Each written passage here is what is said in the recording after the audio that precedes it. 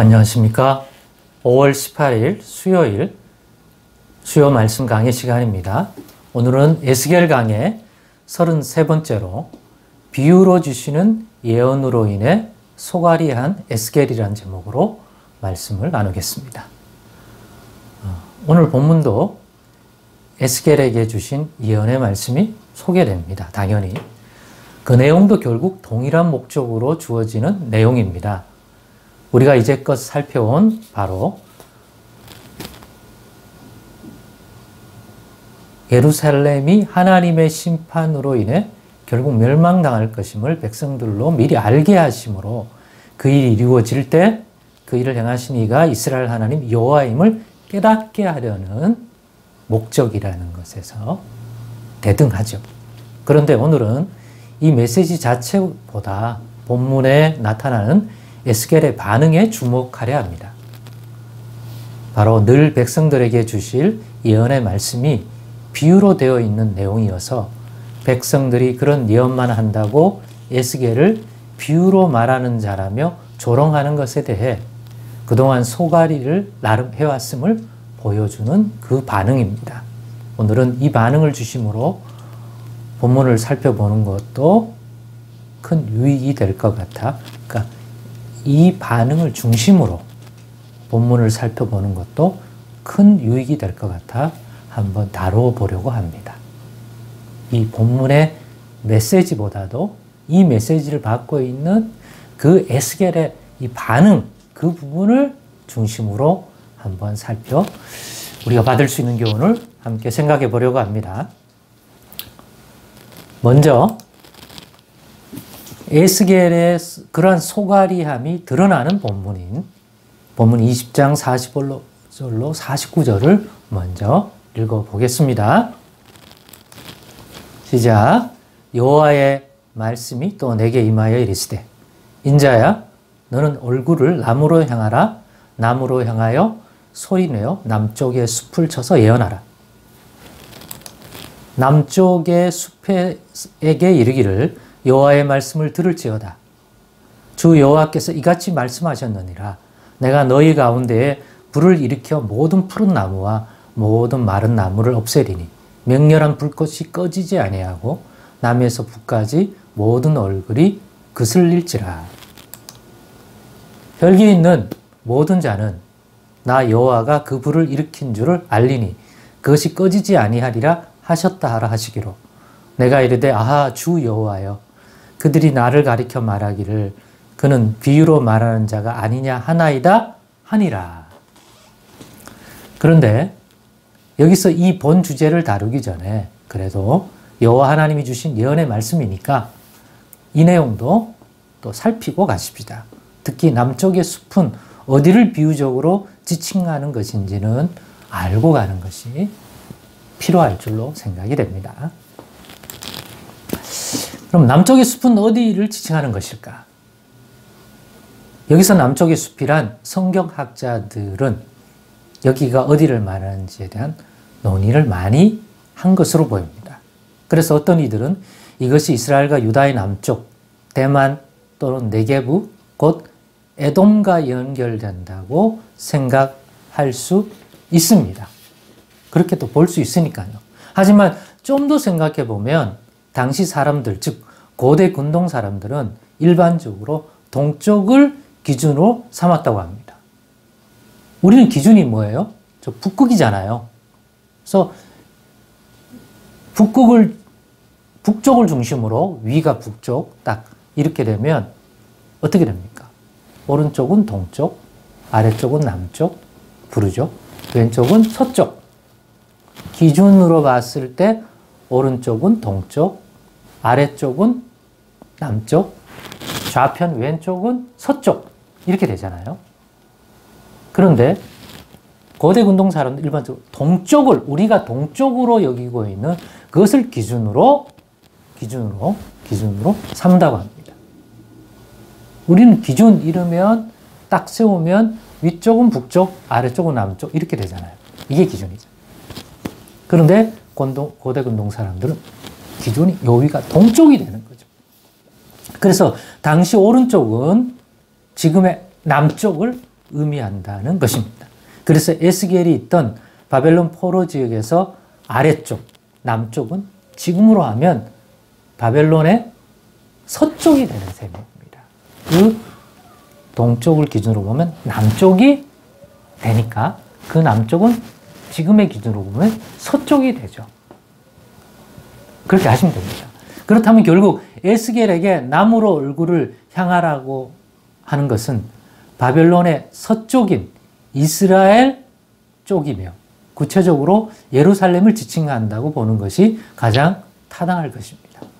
이것을 뒷받침해 주는 것이 이어지는 예언의 말씀인 21장에 소개되는 예언의 말씀에서 알 수가 있는데 그 심판의 예언의 대상으로 등장하는 것이 예루살렘을 향하여 예언하라는 것과 자연스럽게 연결지어 생각해 보면 아 그렇구나. 그렇게 이해하는 것이 더 타당하겠구나 우리가 생각할 수 있는 것입니다. 이 정도 하고요. 이제 본 주제인 에스겔이 사람들이 자신을 비유로 말하는 자가 아니냐로 부른다고 탄식과 함께 불평 어린 반응한 이유를 다시 한번 생각해 보십니다. 이 모두에 이미 언급을 했습니다만 그것은 에스겔에게 예언의 말씀을 주실 때 수수께끼 같이 비유들을 사용해서 메시지를 주셨기 때문이었습니다. 그런데 이것이 이번에만 그런 것이 아니라 늘 이런 유의 예언을 주셔서 포로민 백성들에게 전하라고 했기에 그동안 나름 이 문제로 소가리를 좀 한 것 같습니다. 백성들이 늘 이런 식의 에스겔의 예언의 말씀을 듣고는 조롱하여 에스겔을 비유로 말하는 자라고 비아냥하는 소리를 들어왔기 때문입니다. 그래서 좀 더 원문을 그대로 좀 더 신랄하게 표현하면 비유를 말하는 자라고 하는 이 표현이 비유들을 찌꺼리는 자라는 식의 번역이 더 원문의 의미를 살려내는 번역인 것 같습니다. 이렇게 그런 평판을 받아왔다는 거죠. 그렇습니다. 이것은 에스겔의 사역을 보면서 당시 바벨론 포로민들이 에스겔에 대하여 가진 시선과 평판이 어떤 것이었는지를 보여주는 그러한 말일 것입니다. 그렇기 때문에 왜 맨날 비유로만 주시는지 그것 때문에 저런 평판을 받아야 하는 것이 결코 즐겁지만은 에스겔이 아니했음을 보여주는 것입니다. 그래서 비유로만 말하고 바벨론 포로민들이 누가 들어도 알아들을 수 있는 메시지 좀 주면 안 될까? 나는 왜 맨날 비유로만 백성들에게 전달해서 늘 백성들에게 저런 시선, 평판을 받아야 할까? 이제는 나도 그런 거 안 들어도 될 예언의 말씀 주시면 안 될까 하는 요청도 들어있는 거 아닐까 생각합니다. 아, 또 비유로 말씀 주시는 겁니까? 맨날 백성들이 맨날 이런 식의 메시지만 정하니까 나를 일컬어 비유로 말하는 자라고 때로는 조롱받을 때가 있는데 이제는 좀 비유 말고 명확한 거 주시면 안 됩니까? 하는 불만 섞인 투가 그 안에 내재되어 있는 것 같아 보입니다. 여기에 대한 하나님의 반응은 어떤 것이었을까요? 하나님이 이걸 어떻게 여겼을까요? 왜 불만이 이렇게 많냐? 주는 대로 하지 라고 하실까요? 우리는 본문 이어진 21장 1절에서 7절을 통해 하나님의 반응이 어떤 것인지를 엿볼 수 있습니다. 왜냐하면 바로 붙여놓았기 때문에 이 에스겔서는 분명히 이 본문이 또한 앞에서 한 그 비유의 내용을 풀어주는 것이기도 하지만 자세히 들여다보면 의도성에는 하나님이 그 불만 섞인 에스겔의 이 투정에 대하여 하나님이 반응하신 것일 수도 있다 이렇게 볼 수 있기 때문입니다. 그런데 실제로는 이 말을 듣고 시간적으로 곧 바로 이 예언의 말씀을 주셨는지는 알 수 없으나 이 본문이 에스겔서 본문상으로 바로 이어졌기에 그렇게 이해도 크게 나쁘지 않을 것이라고 생각이 듭니다. 바로 이어서 나오는 에스겔에게 주신 예언의 말씀을 통해서는 비유의 말씀이 아닌 직접적인 말들을 통해 예언의 말씀을 주셨기 때문입니다. 이렇게 말입니다. 본문 1절에 7절을 보겠습니다. 읽어보십시다. 시작. 또 여호와의 말씀이 내게 임하여 이르시되 인자야 너는 얼굴을 예루살렘으로 향하여 행하며 성소를 향하여 소리내어 이스라엘 땅에게 예언하라. 이스라엘 땅에게 이르기를 여호와의 말씀에 내가 너를 대적하여 내 칼을 칼집에서 빼어 의인과 악인을 너에게서 끊을지라. 내가 의인과 악인을 너에게서 끊을 터이므로 내 칼을 칼집에서 빼어 모든 육체를 남에서 북까지 치리니. 모든 육체는 나 여호와가 내 칼을 칼집에서 빼낸 줄을 알지라. 칼이 다시 꽂히지 아니하리라 하셨다 하라. 인자야 탄식하되 너는 허리가 끊어지듯 탄식하라. 그들의 목전에서 슬피 탄식하라.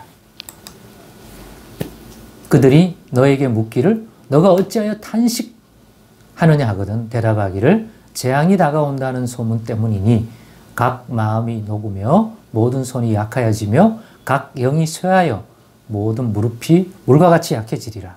보라 재앙이 오나니 반드시 이루어지리라. 주 여호와의 말씀이니라 하라. 그렇습니다. 비유가 아닌 실제 지칭하는 것을 가지고 예언의 말씀을 주셨던 것입니다. 그래서 이것과 앞서 주신 예언의 말씀을 연결해서 보면 남쪽의 숲은 분명 예루살렘을 의미함임을 알게 됩니다. 그래서 남쪽의 숲을 태우는 여호와의 불을 일으켜서 꺼지지 아니하겠다는 것은 예루살렘의 심판을 통해 하나님의 진노를 예루살렘이 지은 그 죄악에 대해 보응됨이 이루어질 때까지는 결코 중단되지 않을 것임을 보여준다 할 것입니다. 그리고 그 불이라는 것은 하나님의 심판을 위해 뽑으실 칼을 의미한다는 것도 알 수가 있고, 푸른 나무와 마른 나무는 예루살렘의 의인과 악인들을 지칭하는 것임을 또한 이해할 수 있게 되는 것입니다. 그런데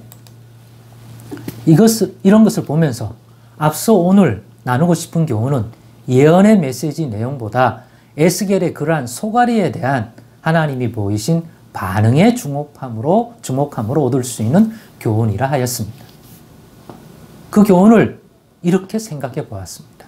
우리 하나님은 안 듣는 것 같이 때로는 보여도 다 듣고 보고 계시는 불이 나는 것입니다. 그 투정까지도, 그 불만에 관한 그 탄식, 신음, 숨소리가 의미하는 즐거운 숨소리인지 소가리하는 숨소리인지도 다 듣고 파악하신다는 것입니다. 그동안 에스겔이 그런 비유를 통한 예언의 말씀을 전함으로 받아야 했던 것이 무엇이고, 그로 인해 그가 해야 했던 마음고생, 곧 소가리를 알고 계신다는 것입니다. 탄식을 하며 그런 것을 말하기 이전부터 말입니다. 그래서 파악하고 계시다. 에스겔이 그런 마음을 드러낼 수밖에 없을 때가 되자 그것을 이미 아시고 계셨던 하나님께서 비유가 아닌 분명한 것들을 나타내는 예언의 말씀을 주시는 걸 볼 수가 있는 거죠. 그런 분이 우리 하나님인 것입니다. 다 알고 계시고 때가 되면 또 그런 부분도 만져주실 작정이셨던 거죠. 그래서 예수님이 하신 이런 말씀과도 하나님이란 분을 알아가는데 연결되는 것 같습니다. 무엇이냐? 마태복음 6장 7절에서 8절입니다. 읽어보시죠. 또 기도할 때 이방인과 같이 중언부언하지 말라. 그들은 말을 많이 하여야 들으실 줄 생각하느니라. 그러므로 그들을 본받지 말라. 구하기 전에 너에게 있어야 할 것을 하나님 너희 아버지께서 아시느니라. 그 다음에 마태복음 6장 32절입니다. 그러므로 염려하여 이르기를 무엇을 먹을까, 무엇을 마실까, 무엇을 입을까 하지 말라. 이는 다 이방인들이 구하는 것이라. 너희 하늘 아버지께서 이 모든 것이 너에게 있어야 할 줄을 아시느니라.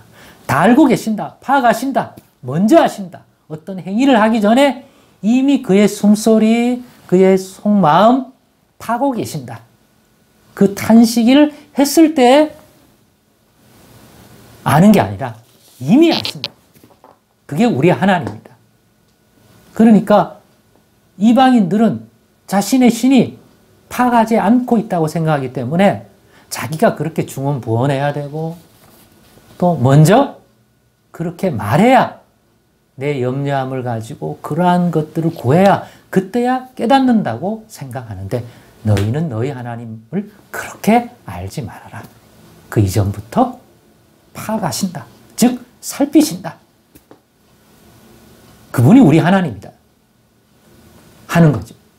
연결 지어서 생각하면 좋을 것 같습니다. 자, 그러므로 하나님이 우리에게 맡긴 일이 다를 뿐 우리도 때로는 에스겔처럼 이런 불편의 마음이 쌓일 수 있다는 것입니다.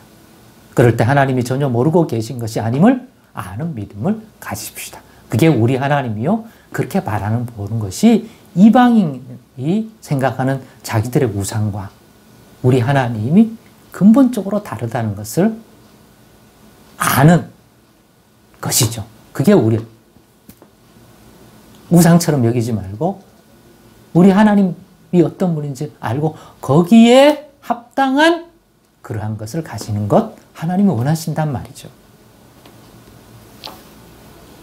하나님이 전혀 모르고 계신 것이 아님을 아는 믿음을 가지십시다. 그 믿음의 반응. 그래서 그것을 알고 능히 판단하셔서 필요하실 때 그 부분을 만져주시기를 기뻐하시는 분이 우리 하나님이라는 것을 말입니다. 그러면 분명 더 인내할 수 있고 때가 되면 하나님이 계획하신 대로 주시는 위로의 손길을 경험할 수 있게 될 것입니다. 에스겔에도 그걸 아셨기 때문에 때가 되면 이제는 비유가 아닌 분명한 말씀으로 예언의 말씀을 주시고 그러한 것들을 이스라엘 백성에게 포로민에게 전달할 수 있게 되는 것이죠. 오늘 우리 모두에게 이런 하나님을 더 온전히 아는 믿음을 부어주시기를 소망합니다. 그래서 우리 하나님이 어떤 분이신지 정말 그렇구나를 경험하는 그러한 저와 여러분 되기를 소망하고 그런 소망, 그렇게 하나님을 바라보는 믿음 결코 놓치지 마시고 그 믿음도 더욱 달라고 여러분 구할 수 있기를 원합니다. 그러면 분명히 잠시 있는 이러한 소갈이 할 수밖에 없죠. 우리가 연약하니까. 또 실제로 환경 가운데 그럴 때 더 인내할 수가 있고 또 결국 때가 되어 하나님이 이 부분도 만져주시는 그런 손길을 보내실 때 그것을 통하여 또 그 위로를 경험함으로써 하나님이 실로 그와 같은 분이구나. 분명히 경험하고 체험하고 인격적으로 아는 우리의 신앙이 될 줄로 믿습니다. 그렇게 되면 우리의 신앙도 한결 더 단단해지고 하나님을 아는 참된 지식도 분명히 깊어져서 그것이 주는 또 다른 믿음의 성장을 경험하게 될 수 있다고 믿습니다. 그러니 오늘 말씀을 통해서 다시 한번 우리가 하나님을 어떻게 바라봐야 할지를 또 한 번 더 깨닫는 그런 시간 되었기를 소망합니다. 기도하겠습니다. 하나님 아버지 감사합니다. 오늘의 나눔 속에서도 우리가 우리 하나님을 어떻게 바라보는 것이 옳을지 깨닫게 도와주옵소서. 또 거기에 합당한 믿음 주옵소서. 예수님의 이름으로 기도드리옵나이다. 아멘.